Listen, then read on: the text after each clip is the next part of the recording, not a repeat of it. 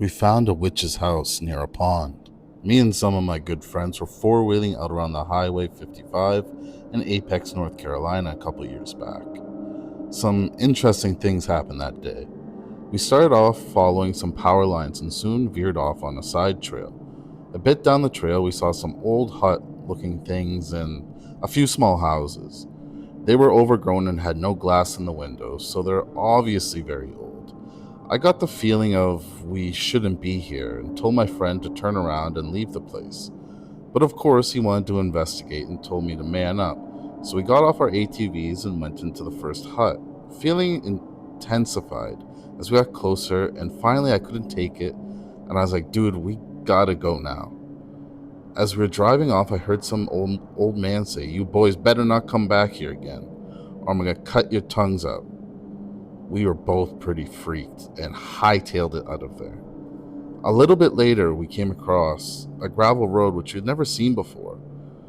We returned down the road, and little did we know it would lead us right to this strange little neighborhood type place. Except it was in the middle of the woods, pretty much, with the road being the only access point. We are kind of freaked because the houses, if you can even call them that, were very old, but they seemed to be lived in. There were gardens, lawn furniture, even kids' toys in the yards.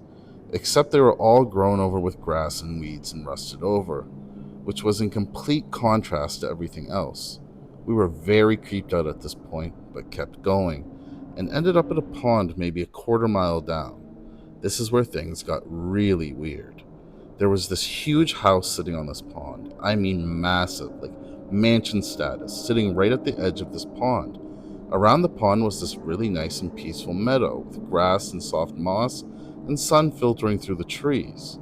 The house itself looked something like a condemned out of a horror movie, I think. It was falling apart, the windows all broken and boarded up, the wood peeling off, shingles coming off, just complete disarray.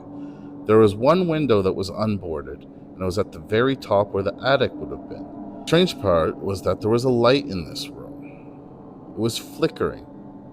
So we just both got this overwhelming sense of paralyzing horror.